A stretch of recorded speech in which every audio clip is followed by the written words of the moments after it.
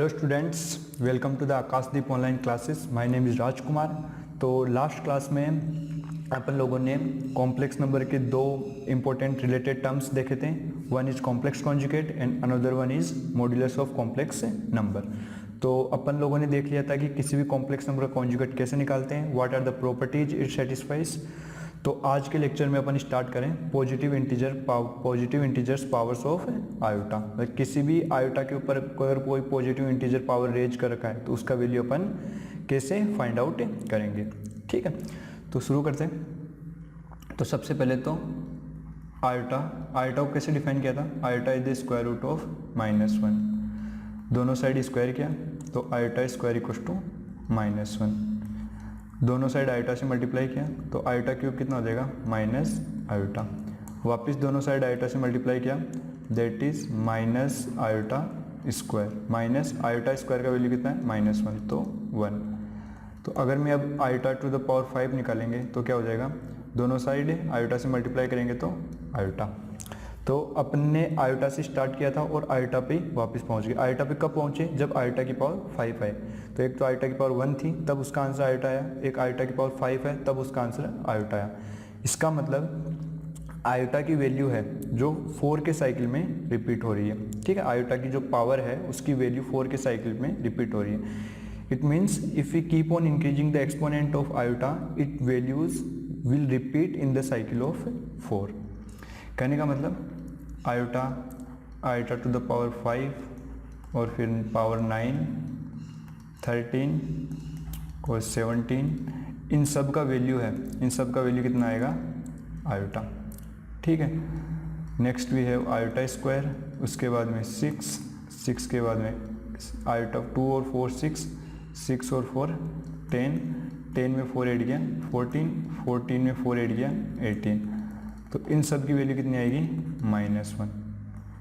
Iota की power 3 में 4 add किया 7 में 4 ऐड किया 11 में 4 ऐड किया 15 में 4 ऐड किया 19। और इन सब की वैल्यू कितनी आएगी माइनस आयोटा। एक और रह गया आयोटा टू द पावर 4, फिर आ गया 8 के बाद में 12 के बाद में 16 के बाद में कितना आता है 20। तो इन सब की वैल्यू कितनी आएगी 1।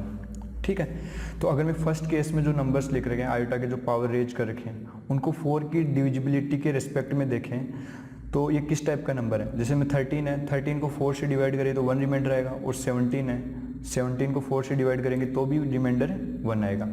तो इसका मतलब आयोटा के ऊपर अगर पावर इस टाइप का है जिसको 4 से डिवाइड करने पर रिमाइंडर 1 आ रहा है तो उसका आंसर हमेशा कितना आएगा आयोटा। ठीक है, और यहाँ पे n बिलोंग्स टू n। ठीक है, n is a natural number. Second में आयोटा के ऊपर इस टाइप का नंबर रेज कर रखा है जिसको मैं 4 से डिवाइड करूँ रिमाइंडर 2 आए तब उसका आंसर हमेशा कितना आएगा -1। थर्ड वाले केस में आयोटा के ऊपर इस टाइप का नंबर रेज कर रखा हो जिसको 4 से डिवाइड करने पर रिमाइंडर 3 आए, उसका आंसर कितना आएगा माइनस आयोटा। एंड लास्ट, अगर किसी नंबर को 4 से डिवाइड करने पर रिमाइंडर 0 आए या फिर वो नंबर 4 का मल्टीपल हो जाए उसका आंसर हमेशा कितना आएगा 1।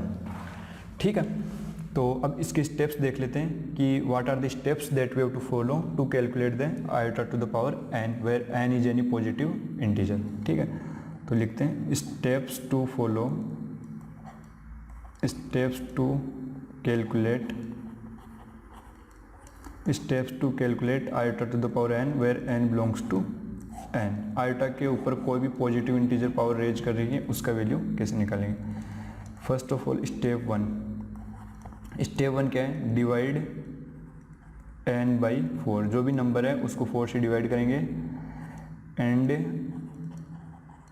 Obtain the remainder. Divide n by 4 and obtain the reminder.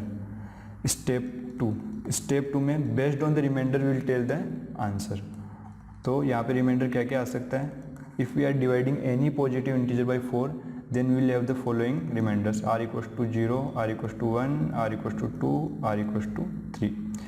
अगर रिमाइंडर 0 आ रहा है तब आयोटा की पावर n का आंसर कितना आएगा 1। अगर रिमाइंडर 1 आ रहा है तब iota to the power n का आंसर कितना आएगा आयोटा। अगर रिमाइंडर 2 आ रहा है तब iota to the power n का आंसर कितना आएगा -1, रिमाइंडर 3 आ रहा है तब iota to the power n का आंसर कितना आएगा minus iota.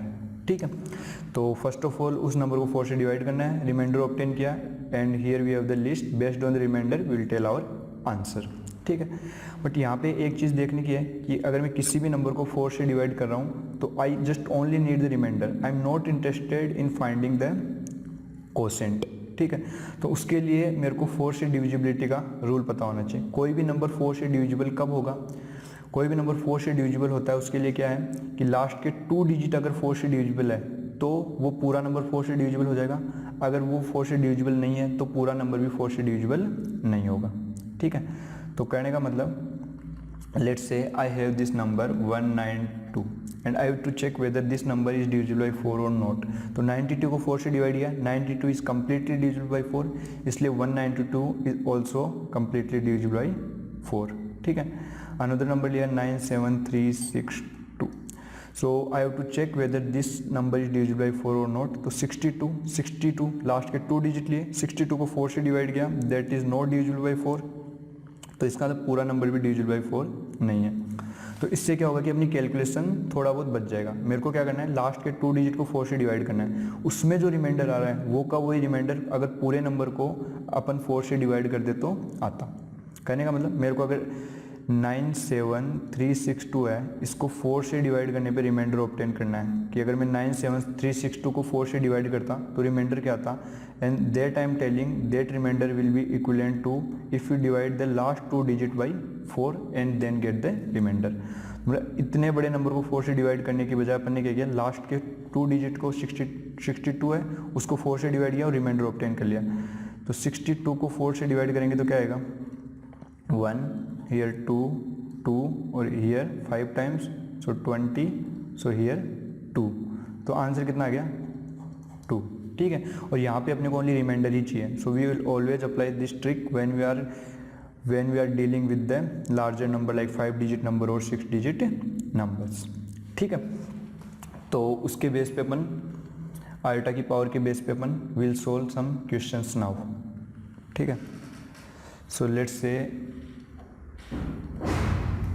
example first, here we have calculate -5 iota into 1/8 iota, इसका वैल्यू बताना।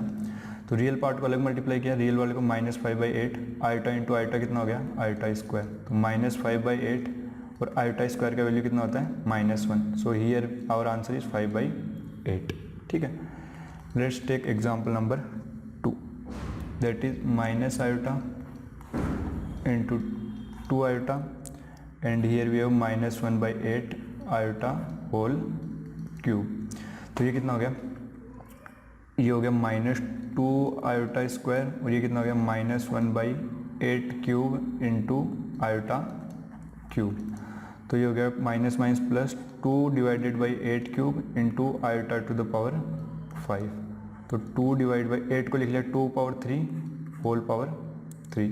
आयोटा की पावर 5 का वैल्यू निकालना है, तो आयोटा की पावर 5 का वैल्यू वैसे तो पता है आयोटा आएगा, बट उसके लिए मैंने क्या किया कि अपन इसमें एक काम ये कर सकते हैं कि 5 है तो 5 को 4 से डिवाइड किया, रिमाइंडर 1 आएगा, 1 आएगा तो इसका आंसर क्या आ गया आयोटा। तो यहाँ से क्या हो जाएगा 2 डिवाइडेड बाई 2 पावर कितना हो गया 9 और यहाँ पे आयोटा, तो 2 एक कैंसिल हो जाएगा, तो दैट्स 2 पावर 8। तो आयोटा ये कितना हो गया 2 पावर 4 कितना होता है 16, तो 16 का डबल कितना हो गया 256, सो दैट्स आवर आंसर। ठीक है, अब अपन आयोटा की बड़ी बड़ी वैल्यूज़ देख लेते हैं, ठीक, वहाँ से कैसे आंसर निकालेंगे। So let's say I have to calculate iota to the power 207, इसका बताना है।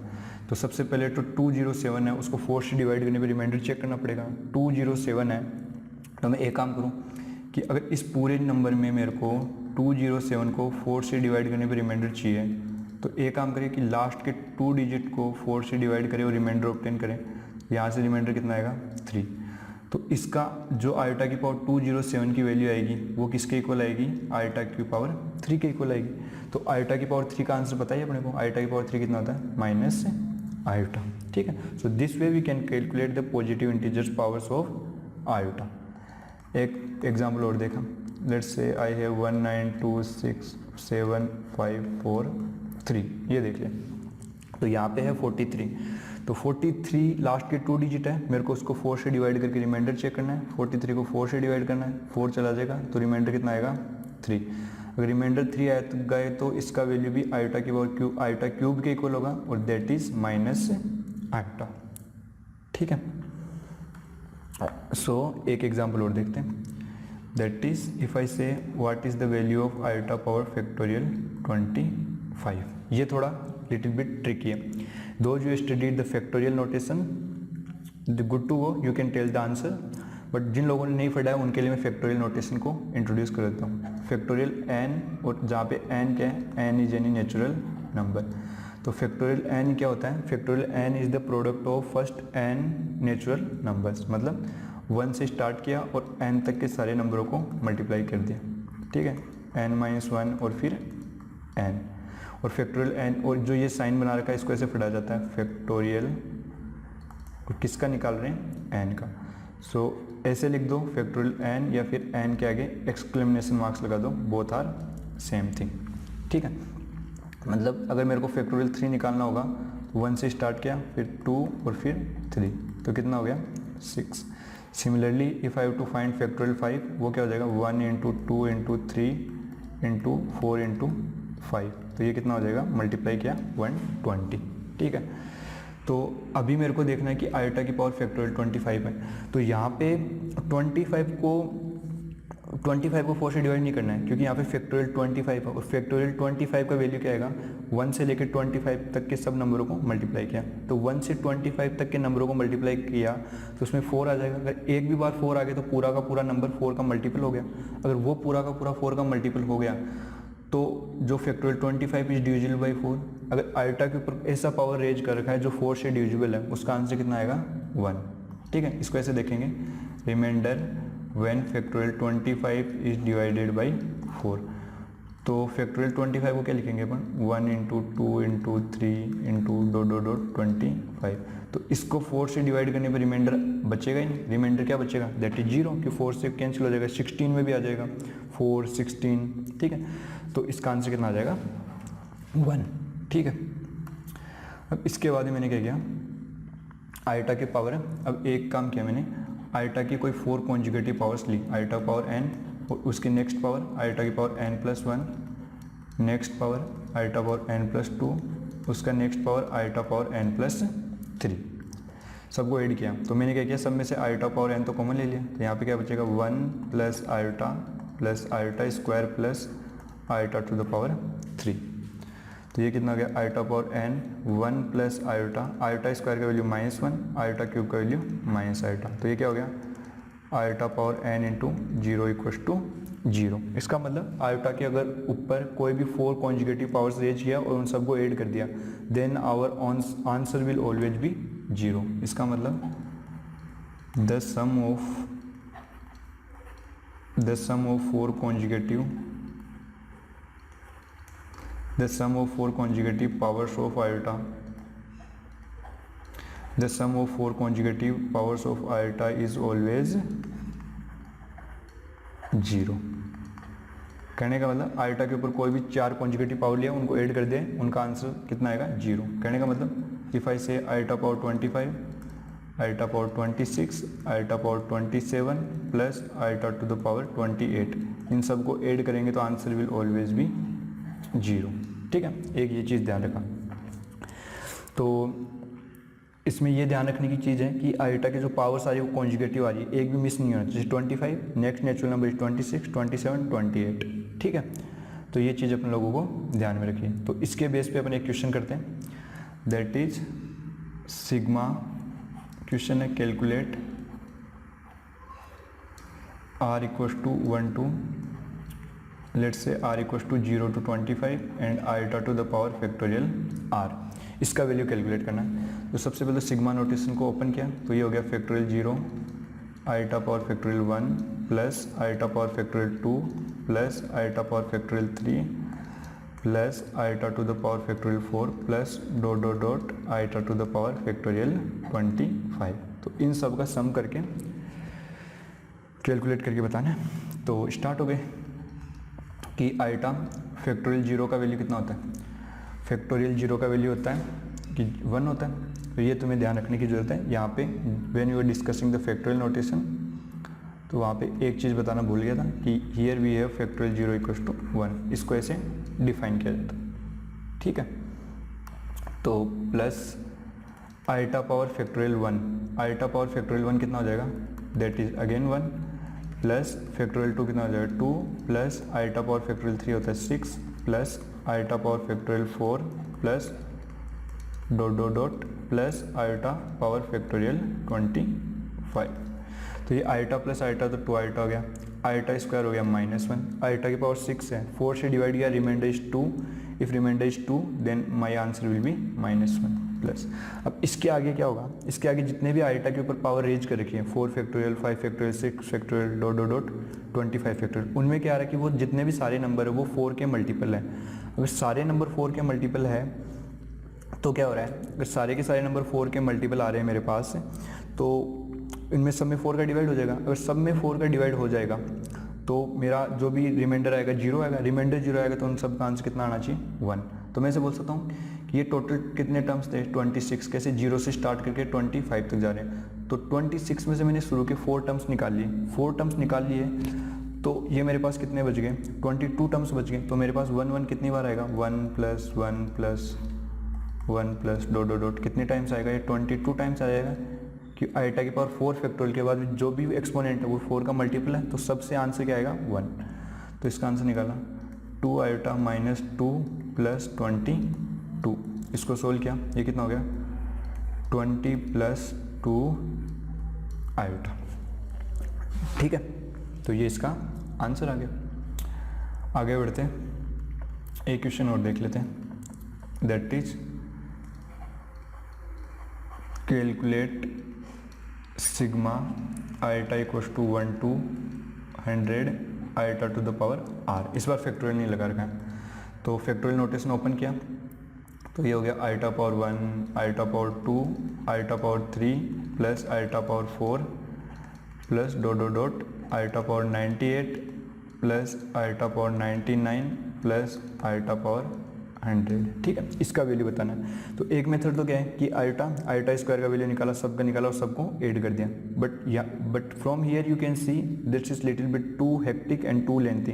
ये आइटा की जितने भी पावर है सबका वैल्यू निकालना और सबको ऐड करना, क्योंकि यहाँ पे 1 से लेके 100 तक है। ठीक है, तो उसके लिए अपन उस प्रॉपर्टी का यूज करेंगे कि the sum of 4 conjugative powers of iota is always 0। तो यहाँ पे से देख सकते हैं, अगर मैं इनको 4 की क्लबिंग में ऐड करूँ, जैसे 1 से लेके 4 ऐड किया, फिर 5 से 8 ऐड किया, तो उन सब का सम कितना आ रहा है 0 आ रहा है। तो मेरे को ऐसे देखना है कि इसमें 4 की क्लबिंग करनी है, 4 की कितनी क्लबिंग होगी उसके अकॉर्डिंग अपन आंसर बता सकते हैं।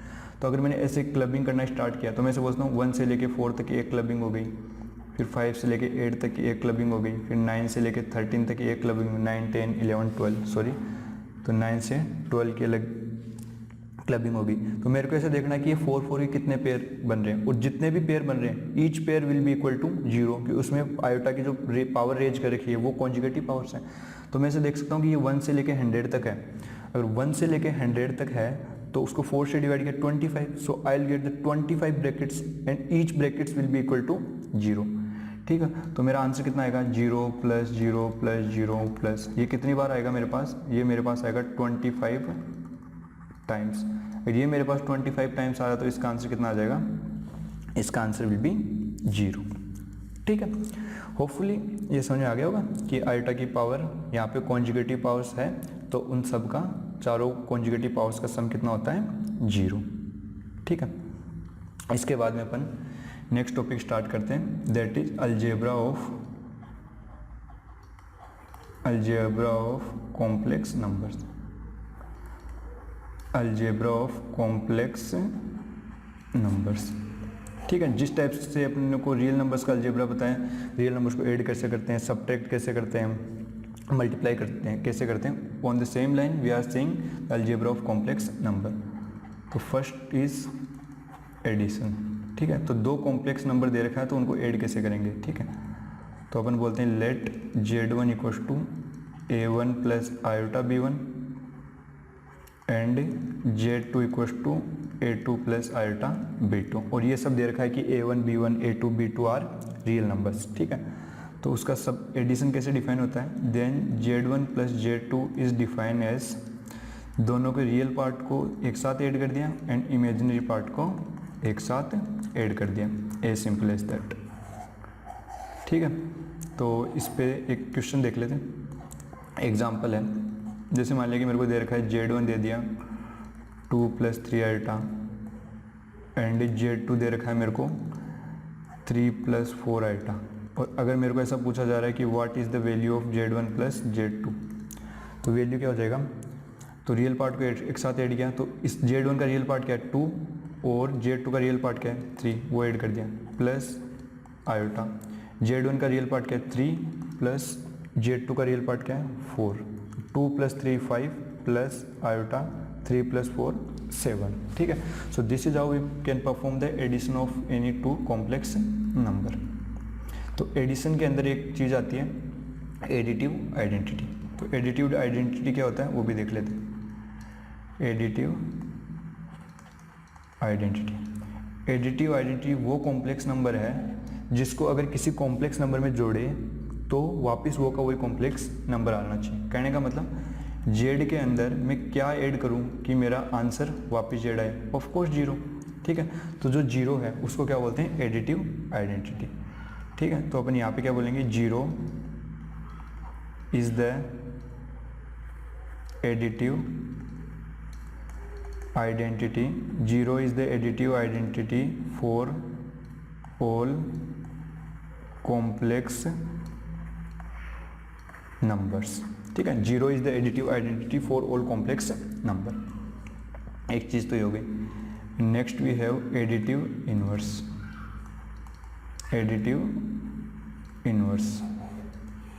तो एडिटिव इनवर्स क्या होता है, जेड के अंदर में क्या ऐड करूं कि मेरा आंसर जीरो आए, of course that is minus Z, जो माइनस जेड है that is called the additive inverse. करना क्या है, कोई भी कॉम्प्लेक्स नंबर दे रखा है उसका एडिटिव इनवर्स निकालने के लिए उसको -1 से मल्टीप्लाई कर दें, ठीक है।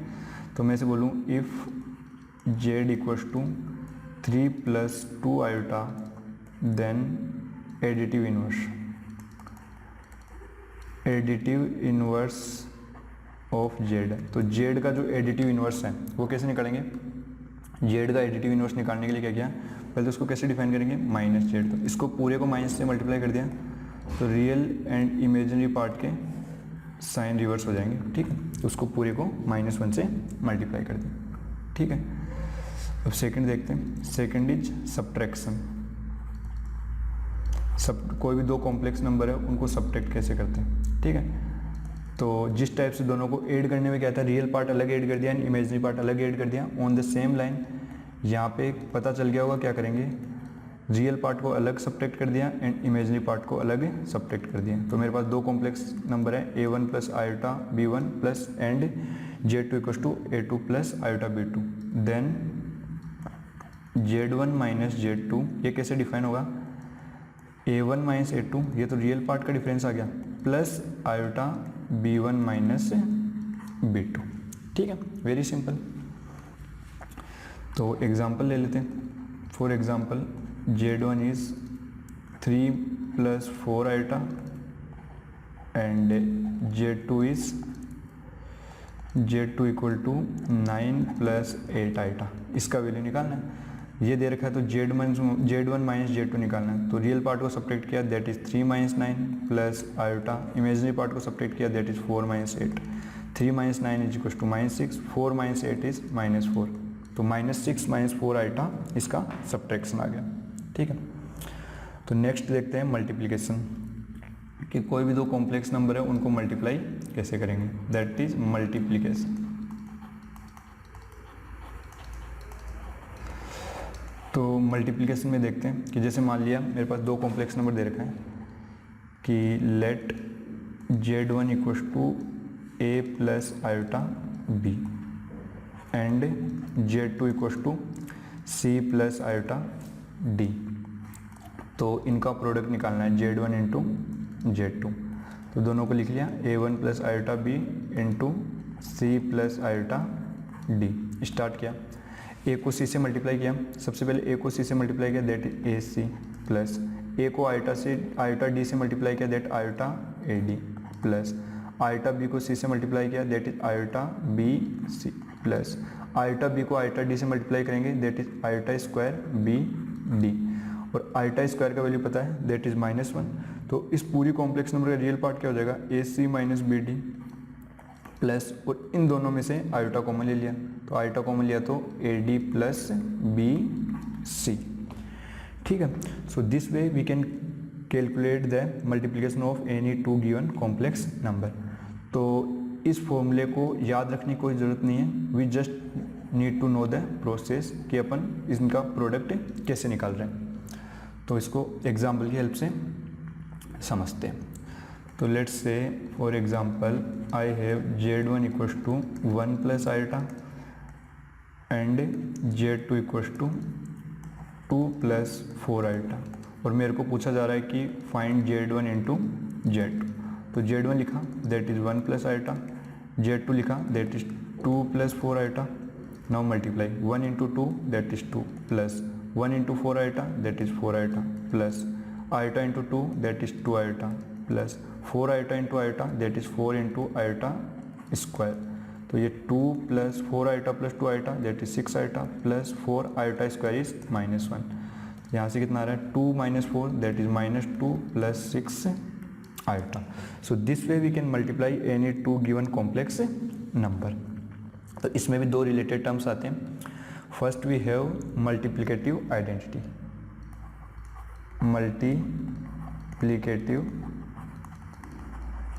Multiplicative identity. ठीक है, मल्टीप्लिकेटिव आइडेंटिटी का मतलब कि कोई भी कॉम्प्लेक्स नंबर के लिए मल्टीप्लिकेटिव आइडेंटिटी क्या होता है, जेड को मैं किस नंबर से मल्टीप्लाई करूँ कि मेरा वापस जेड आ जाए, दैट इज ऑफ कोर्स 1। तो 1 को अपन क्या बोलते हैं, मल्टीप्लिकेटिव आइडेंटिटी। तो अपन ऐसे बोलेंगे 1 या मतलब जेड इक्वल्स टू 1, ये कॉम्प्लेक्स नंबर है। 1 is the multiplicative, 1 is the multiplicative identity for all complex numbers। ठीक है, एक तो ये हो गया। Next term we have multiplicative inverse. ये इंपॉर्टेंट है, इसको मल्टीप्लिकेटिव इनवर्स बोल दो, या फिर in some books you will find that they simply refer as inverse. तो किसी भी कॉम्प्लेक्स नंबर का इनवर्स कैसे निकालते हैं। मल्टीप्लिकेटिव इनवर्स का डेफिनेशन क्या होता है कि मैं जेड को किस नंबर से मल्टीप्लाई करूं कि मेरे पास 1 आ जाए। Of course that number is 1 by Z. ठीक है, so for any complex number 1 by Z is called the multiplicative inverse. तो पहले तो ऐसे देखो, मल्टीप्लिकेटिव इनवर्स को किस सिंबल से रिप्रेजेंट करते हैं, multiplicative inverse, and in from now onwards will refer it as inverse. तो मल्टीप्लिकेटिव इनवर्स को अपन रिप्रेजेंट करते हैं जेड पावर -1, जेड इनवर्स। ठीक है, एक तो ये हो गया। अब इसको निकालने का तरीका देखना कैसे निकालेंगे।